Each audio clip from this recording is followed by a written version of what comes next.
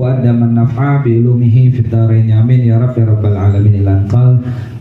Alhamdulillah, kita bersyukur kepada Allah Subhanahu wa taala. Pada malam hari ini Allah memberikan kita kesempatan kembali untuk melanjutkan kajian kita tentang yang namanya kitab Risalatul Jami'ah.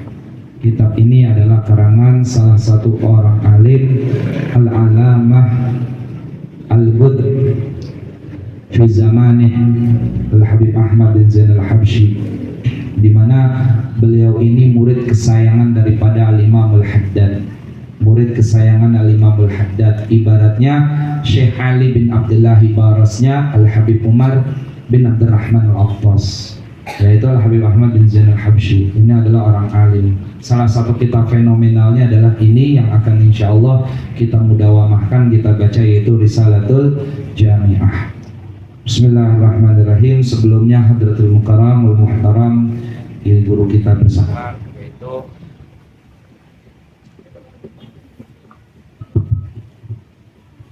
guru kita bersama, yaitu Ustaz Muhammad Syafi'ul Maulana, Sarjana Sosial. Hadratul Mukarram wal Muhtaram, guru kita bersama Ustaz Iqbal Fauzi Abdillah. Kita doakan mudah-mudahan guru-guru kita Allah panjangkan umurnya, Allah sehatkan badannya, Allah luaskan rezeki dalam kehidupannya, segala urusannya Allah mudahkan, dan setiap hajat-hajatnya Allah gabul di dunia maupun nanti di akhirat. Dan mudah-mudahan urusan-urusan keluarga beliau sehingga menjadikan keluarga beliau itu sakinah, mawaddah, warahmah, amin ya rabbal alamin. Dan tidak lupa kepada yang saya hormati dan saya muliakan, selaku tuan rumah, nenek dan juga Bapak Aca beserta keluarga besarnya, yang mudah-mudahan senantiasa Allah muliakan kehidupannya, urusannya Allah mudahkan, dan hajat-hajatnya dari urusan dunia sampai akhirat Allah gubul, dan segala amal yang telah dilakukannya untuk syiar agama Allah dicatat oleh Allah Ta'ala sebagai ubudiyah, sebagai penghambaan keluarga besar nanti yang akan bersaksi di yaumul mahsyar di hadapan Allah Subhanahu wa taala. Amin ya rabbal alamin. Bismillahirrahmanirrahim. Qala al-muallifu rahimahullah taala wa daman naf'a bi ulumihi fid dharain amin ya rabbal alamin. Ilangkal kita masuk kepada arkanul Islam. Bisa dilihat kitabnya, yang megang kitab dilihat kitabnya, jangan dibiarin kitabnya nggak dilihat, biar ada keberkahan dari sang mu'alif. Ya biar sang mu'alif ya ngelihat ke kita, hadirin ini pengajian, sehingga kita didoakan oleh mu'alif mendapatkan keberkahan dari Allah Subhanahu wa ta'ala. Amin ya rabbal alamin. Sehingga ilmu kita jadikan ilmu yang manfaat. Bismillahirrahmanirrahim. Arkanul Islam ay asasus syariah. Arkanul Islam, rukun-rukun Islam, maksudnya adalah pondasi-pondasi syariat agama. Di dalam agama ini ada 3 pondasi. Kemarin sudah saya singgung, Al-Fakir sudah menyinggungnya di pertemuan sebelumnya, bahwa agama kita itu berdiri dari 3 pondasi. Yang pertama pondasinya adalah pondasi iman. Yang kedua pondasinya pondasi syariah. Yang ketiga adalah pondasi yang namanya al-akhlak. Kesemuanya itu merupakan pondasi agama, yaitu yang kita ringkas tahu dalam hadis Jibril dari riwayat An Umar bin Al-Khattab, dari riwayat sahabat Umar bin Khattab, yang ada pada hadis yang kedua di dalam kitab Arba'in Nawawiyah. Itu hadis yang keduanya ada disebutnya hadis Jibril. Kitab khusus Al-Habib Zain bin Smith mengarang itu nama kitabnya hadis Jibril. Nah itu jelas gamblang di dalamnya. Ya intinya pondasi agama iman, Islam, ihsan. Nah sekarang kita mengetahui tentang syariat. Syariat itu Islam berarti. Syariah. Khamsatun pondasinya itu ada 5. Syekh Muhyiddin menyebutkan di dalam kitab, nah ini kitab ini yang saya baca barengan adalah kitabnya Syekh Nawawi Al-Bantani. Jadi kitab Al-Habib Ahmad bin Zain Al-Habsyi, beliau punya kitab namanya adalah Kitab Risalatul Jami'ah. Lalu kitab ini disyarahkan oleh Syekh Nawawi Al-Bantani dengan nama Bahjatul Wasail, disyarhi masail. Nah, menurut dalam penyampaiannya dari Syekh Nawawi Al-Bantani menyebutkan di dalam kitabnya bahwa Syekh Muhyiddin menyebutkan pondasi Islam itu 5. Yang pertama adalah ma'rifatul ma'bud. Yang pertama kita kenal Allah. Kalau kita biasanya kenal pondasi agama itu adalah yang pertama adalah syahadat. Pondasi Islam itu ada syahadat. Kedua, sholat. Ketiga, zakat. Keempat, puasa. 5, pergi haji jika mampu. Tapi Syekh Muhyiddin menyebutkan di dalam kitab Bahjatul Wasail, yang pertama ma'rifatul ma'bud. Kita kenal dulu Tuhan. Sama cewek kalau nggak kenal, saya nggak cewek sama kita. Sama orang tua nggak tahu namanya, mau nggak orang tua ngasih duit sama kita? Pertama kali kan kalian nih kemarin yang baru masuk sekolah ngapain? Namanya masa pengenalan lingkungan sekolah. Satu sama lain berkenalan nggak? Nah, sama Tuhan yang nyiptain kita nggak kenal, itu luar biasa. Maka pertama kali orang yang menganggap dirinya Islam harus ma'rifatul ma'bud. Dia kenal dulu siapa Tuhannya. Kalau orang penting aja kita pengen banget kenal dan pengen banget kita seakan-akan kenal dekat sama dia. Nih Cristiano Ronaldo profilnya kita cari deh tuh. Siapa istrinya, gimana kebiasaannya, apa yang dilakukan setiap dia bisa punya badan sterok begitu kayak Singgi.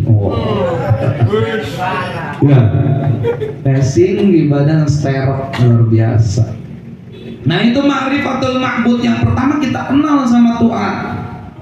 Kenapa? Kalau orang udah beragama nggak kenal Tuhannya siapa, selesai. Sholatnya main, ibadahnya ogahan, ngajinya banyak telat, banyak alpa. Kenapa? Ma'rifatul ma'bud gak tahu. Kalau orang yang kenal Tuhan, dia akan datang meskipun capek, dia akan hadir meskipun tantangan banyak, karena dia tahu tujuan hidup nggak lain kita menyenangkan sang Tuhan. Nggak lain kita ditunjukkan hidup untuk ibadah. Artinya meskipun kita udah disibukkan dunia, itu nilainya ibadah, tapi kita nggak lupa kita punya hati yang harus terus kita siram dengan yang namanya cahaya ilmu. Karena orang nggak tahu kenal Tuhannya kalau nggak kenal ilmu. Makanya fas'alu ahla dzikri in kuntum la ta'lamun. Kenalin Tuhan dengan apa? Dengan kita tahu, dekat, mau gabung sama orang alim. Nih kita sama guru-guru kita nih luar biasa. Nah, kita harus tahu nih orang-orang yang emang udah apa? Udah terus menerus di dalam kehidupannya bergelumut atau terus menyatu dalam kehidupannya pembiasaan dengan ilmu. Itu ma'rifatul ma'bud. Yang kemudian yang kedua, awal qana'ah bil mawjud. Kata Syekh Muhyiddin apa? Dasar pondasi kedua agama itu adalah qana'ah bil mawjud. Merasakan diri itu cukup dengan yang ada. Ini berat tapi harus kita laksanakan. Jangan dikit-dikit ikutin tren. Ilmu yang orang kaya lakukan ini nih yang diajarin Nabi. Qanaah bil mawjud. Dan qanaah itu jangan berarti kita nggak mencari, kita mencari, kita kejar semampu kita. Bukan berarti kita lepas tangan, enggak. Kita cari, kita gali, karena dengan apa yang kita cari, kita usahain, kita bisa amal, kita bisa bantu orang lain, kita bisa berbagi kepada orang lain. Ya, wal qanaah bil mawjud. Setelah kita berusaha ternyata hasilnya seperti itu, kita serahkan semuanya kepada Allah. Makanya Al-Imam Haddad mengatakan kan, warda bil magsumi ishtamu na'ama fa illam takun tarda ishtabi hazan. Itu hal fakir sering ngomong sama kita semuanya, sering ingetin kalian. Warda bil magsumi ishtamu na'aman. Kalau kalian ridha dengan apa yang telah ditentukan sang Tuhan, sang Khalik, maka ishtamu na'aman, hidupmu pasti akan penuh nikmat. Fa illam takun tardo. Sebaliknya, kalau kita nggak ridho dengan apa yang telah ditentukan sang Tuhan, ishtabi hazan, kita akan terus merasakan yang namanya, ya Allah, kok begini banget hidup saya, kok begini. Makanya yang pertama, wal qanaah bil mawjud. Sebisa mungkin ayo latih diri kita riyadhah al qanaah bil mawjud. Kalau enggak, selesai. Terus gimana kalau kepentingan itu adalah kepentingan urgensi? Kita tahu skala prioritas. Kalau kalian di situ butuh motor, perlu bensin, tapi perut kalian lapar, kalian harus beli warteg. Mana yang kalian pilih? Beli makanan warteg atau kalian beli bensin? Tapi saat kita punya lebih, kenyataannya malah kita lakukan apa? Melebihi batas makan, melebihi batas bensin yang kita perlukan. Itu yang Allah, ya Rabb, mudah-mudahan kita Allah jaga. Waluguf 'alal hudud, dan berdiri tegak atas aturan Allah. Tuh, fondasi yang ketiga, berdiri tegak di atas aturan Allah. Orang pengen dapat pertolongan Allah, pengen dibuka pintu kemajuan, kesuksesannya, sama aturan Allah dilanggar, selesai, jangan berharap. Allah katakan di hadis qudsi, cari Tuhan yang lain. Tuh, serem gak ente? Meskipun Allah tahu hambanya itu memang miskin, hambanya itu perlu samanya, hambanya itu fakir, hambanya dhaif, Allah sifati dirinya dengan Ar-Rahman Ar-Rahim. Allah cuma memberikan peringatan, cari Tuhan yang lain, cari yang lebih rahmat, cari yang lebih rahim, cari yang lebih hebat, cari yang bisa membuka semua pertolongan yang kamu sedang dalam kesulitan itu. Makanya gini, kalau enggak kamu mau digituin, maka sekarang berdiri tegaklah kamu di atas aturan-aturan yang telah aku buat. Kebebasan bukan berarti bebas tanpa batas. Kita manusia yang beriman. Batasan kita bukan batasan manusia, batasan kita adalah batasan Allah dan Rasulnya. Yang keempat, wal wafa bil uhud, tepati janji yang terus diucapkan. Manusia itu sesuai janjinya, dipegang itu janjinya. Kalaulah gajah yang masih bisa tetap kokoh, bahkan bisa dipakai dewa buat merokok gadingnya. Bener gak Kak? Ya enak banget pakai gading gajah tuh. Apa ya? Bener gak ya? Dewa kalau merokok pakai gading gajah. Itu dibangga-banggakan, harganya bisa puluhan juta, bisa jutaan. Dibangga-banggakan gadingnya gajah. Manusia ternyata kemewahannya adalah saat dia mengucapkan janjinya, dia menepatinya. Apalagi kita sudah janji sama Tuhan untuk ibadah pada alam ruh. Kita menjawab, bala, baik wahai Tuhan, kami akan melaksanakan perintah dan aturan yang telah engkau buat. Maka ketika di dunia dia tertipu dengan urusan-urusan dunianya, dia tertipu dengan gamenya, dia tertipu dengan nongkrongnya, dia tertipu dengan pikiran-pikirannya yang belum kerja, dia tertipu pikirannya yang memang temennya kok lebih banyak uangnya ketimbang saya, dia tertipu dengan urusan temannya yang mudah, dengan keadaan dia yang banyak sekali ya tidak dekat sama Allah. Tetapi saya yang ngaji, saya yang sholat, saya yang puasa, tetapi saya masih Allah balut dengan kekurangan. Dia nggak paham ternyata nilainya di sisi Allah sangat tinggi. Bilal bin Rabah nggak seperti Abdurrahman bin Auf. Dia nggak punya harta, dia nggak punya kegantengan, dia nggak punya yang namanya yang lain, tapi dia punya suara yang merdu yang harus dia kumandangkan setiap 5 kali satu hari 5 kali. Dia tidak lepas gitu. Bahkan dia meninggalkan azan itu dengan apa? Dengan cara dia ketika Rasulullah telah wafat. Kenapa? Karena terlalu cinta Sayyidina Bilal bin Rabah dengan Rasulullah, sehingga kalau dia azan karena terbiasa dia langsung melihat Rasul atau disuruh oleh Rasul, maka ketika itu dia merasakan nanti akan ada kehampaan. Itu Bilal bin Rabah. Banyak lagi sahabat yang dia bisa menyenangi Nabi ternyata dengan apa? Dengan leluconnya. Ada sahabat yang menyenangi Nabi dengan apa? Dengan yang namanya dia punya kekuatan. Jangan kira Umar bin Khattab itu orang kaya, orang miskin meskipun dia punya kekuatan. Dia miskin dalam tanda kutip, dia nggak penting urusan hartanya, tapi dia punya strategi dan kekuatan untuk melakukan pembesaran, untuk meninggikan kalimat Allah. Makanya kan ceritanya Sayyidina Umar itu luar biasa, bahkan diomelin urusan ekonomi oleh istrinya di hadapan umum. Apa yang dilakukan Sayyidina Umar? Nggak marah. Dia nggak marah, dia nggak kasih. Itu adalah salah satu ibrah yang kita bisa ambil. Yang terakhir, wasabru 'alal mafqud.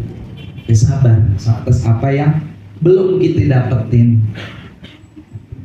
Sabar, syukur itu sangat mudah diucap. Tapi ingat, kalau kita bisa mujarrobahnya, efek sampingnya itu sangat luar biasa nanti di hadapan Allah, di dalam kehidupan kita.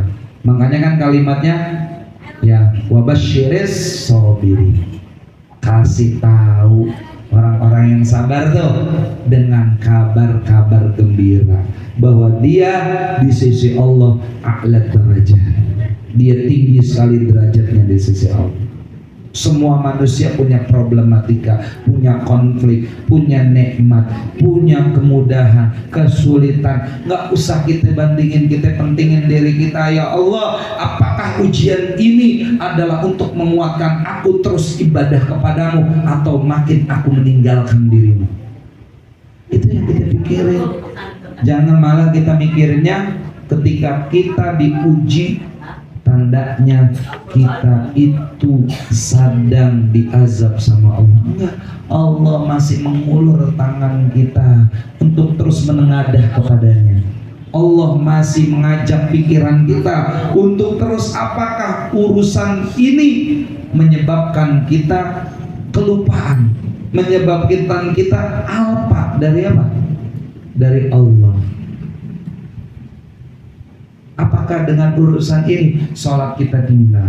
Apakah dengan urusan ini puasa kita nggak kerjain? Apakah dengan urusan ini kita meninggalkan hal-hal penting yang di situ nilainya a'la, sangat tinggi, wa ajmal, sangat indah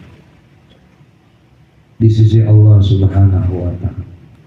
Makanya values-nya bangun, mindset, values Allah dan Rasul. Itu bisa dibangun kalau apa? Yang ngaji. Berarti 5 pandangan agama. Pertama, kenali Tuhan, ma'rifatil ma'bud. Yang kedua, adalah wal qanaah bil mawjud. Merasa cukup atas apa yang Allah sedang kasih sama kita. Jangan nyari pikirin sama yang belum Allah kasih. Cukup dengan yang sekarang Allah kasih. Berharap kepada Allah dengan apa yang memang gak ada, gak apa-apa. Tapi jangan sampai berharap kepada orang lain, manusia. Selesai gitu. La tas'alanna bani Adam hajatan. Jangan minta sama anak Adam sesuatu hajat urusanmu atau apapunnya. Fas'alil ladzi abwabuhu la tuhjabu. Minta kepada Allah yang pintu urusan apapun Allah nggak akan pernah terhijab. Allah yaghdabu in tarakta su'alahu. Allah murka saat kita lupa meminta kepadanya. Wa bani Adam yaghdabu hina yus'alu. Dan anak Adam ketika kita terus minta dia akan marah dan akan tidak suka sama kita. Jadi udah kita minta sama Allah, mau ngapain lagi? Manusia mau apa? Manusia sehebat-hebat apapun dia, setinggi apapun derajatnya, dia tetap hina dan dia tetap punya yang namanya kelemahan. Tapi Allah dan Rasul dan sahabat makanya menang 300 melawan 1000, itu efeknya. Dan pahlawan kita bisa memerdekakan ini kalau bukan mereka, orang yang dekat, orang yang melaksanakan syariat, orang yang memang punya ilmu, nggak akan merdeka nih bangsa. Kenapa kok bisa? Alenia ketiga menandakan dalam undang-undang dasar atas berkat rahmat Allah yang maha kuasa. 17 bulan 8 17 rakaat sholat, 1 tambah 7 sama dengan 8. Satunya Allah al-Ma'bud. 7-nya adalah apa? 7-nya adalah bilangan hari yang mana harus kita istimbatkan. Setiap diri kita ini kita keluarkan, istikhrajkan yang ada dalam kehidupan kita hanya kepada al-Ma'bud. 1 tambah 7, akhirnya kita harus meminta kepada Al-Ma'bud apa? Rabbil firli warhamni wajburni warfa'ni warzuqni wahdini wa'afini wa'afani. 8 akhir 8 Agustus itu punya makna nggak? Punya. 9 Ramadan, ngapa nggak dipilih bulan lain? Karena memang kebetulan khusus, bukan kebetulan, karena itu adalah nilai perjuangan. Hari Jumat bulan Ramadan. Dan mereka tahu tentang apa? Tentang yang namanya kemuliaan bulan Ramadan, terlebih khusus hari Jumatnya. Mereka orang-orang iman, mereka orang-orang bertakwa, mereka orang yang dekat kenal sama Allah. Kita banyak yang lupa, kita banyak yang sangat jauh sama Allah. Makanya bangsa ini bobrok bukan karena sumber daya yang habis, karena sumber daya manusianya yang jauh dari Tuhannya. Ucapan-ucapan yang dilakukan oleh para pejuang menandakan hasil dari ibadah mereka, hasil dari sujud mereka, hasil dari Quran mereka, hasil dari puasanya mereka, hasil dari kebaikan yang terus mereka lakukan. Makanya hasilnya itu. Bung Tomo teriak 10 November apa yang diteriakkan? Nggak lain, Allahu Akbar. Kalau bukan kata Bung Tomo, kalimat Allahu Akbar, aku bingung bagaimana menyatukan orang yang begitu banyaknya. Karena getaran Allahu Akbar menandakan meskipun jet tempur Inggris sudah ada di kepala, kita punya senjata yang cukup sangat memprihatinkan, tidak menggetarkan hati kami, karena sesungguhnya kami akan meraih kemenangan karena Allah akan membersamai kita. Itu juga hidup. Kalau orang yang nggak bersama Allah dalam kehidupannya, selesai. Paham sampai sini? Jadi ngaji itu adalah kebutuhan hidup kita. Kalau enggak, selesai kita. Paham ya sampai sini ya? Ya, jadi kita belum bahas tentang rukun Islam yang secara hakikiyahnya, baru rukun Islam ya atau qawaid penyangga-penyangga Islam menurut daripada Syekh Muhyiddin. Yang pertama ma'rifatul ma'bud, kedua yang pertama kenal dengan Tuhan, kedua mencukupi diri dengan apa yang ada, merasa cukup maksudnya, wal lughuf 'alal hudud, kita berdiri tegak konsisten di dalam aturan Allah. Yang keempat adalah wal wafa bil uhud, kita melaksanakan janji setia kepada Allah. Kemudian yang kelima adalah as-sabru 'alal mafqud, kita bersabar atas apapun yang belum kita raih. Itu 5 bisa dipraktekkan adalah puncak kebahagiaan kita, puncak kedudukan mulia kita. Mudah-mudahan Allah mudahkan kita di dalam melaksanakannya, dan mudah-mudahan Allah berikan taufik hidayah kepada kita untuk terus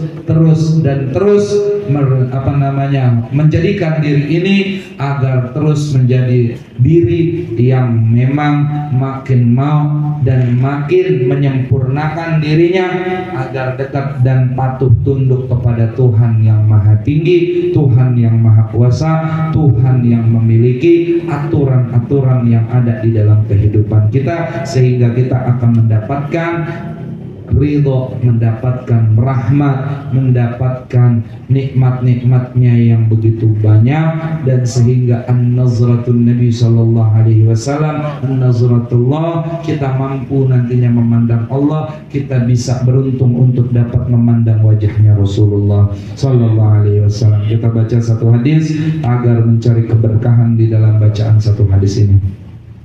Bismillahirrahmanirrahim.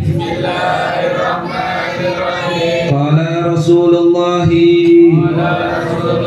sallallahu alaihi wasallam,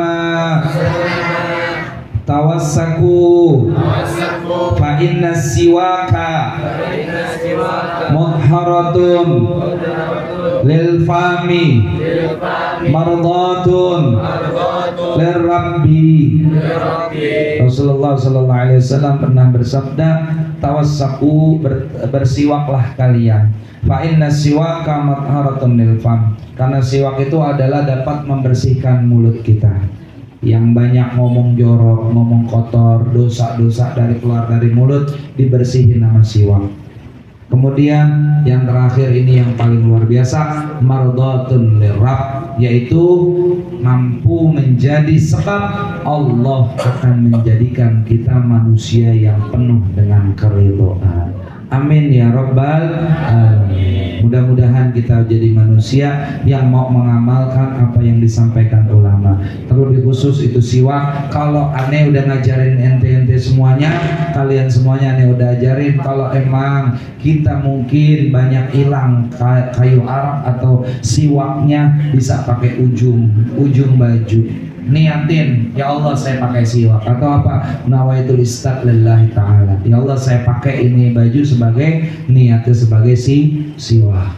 Agar apa? Agar dapat yang namanya fadilatus siwak, nggak luput dari kehidupan kita. Makanya sebelum sholat ini, sebelum baca Quran, sebelum ngaji, atau sebelum ibadah-ibadah yang kita lakukan, mudah-mudahan Allah mudahkan kita untuk mengamalkannya. Amin ya rabbal alamin. Kita minta doa dari Ustaz Syahid, dan nanti doa penutup di akhir oleh Ustaz Iqbal.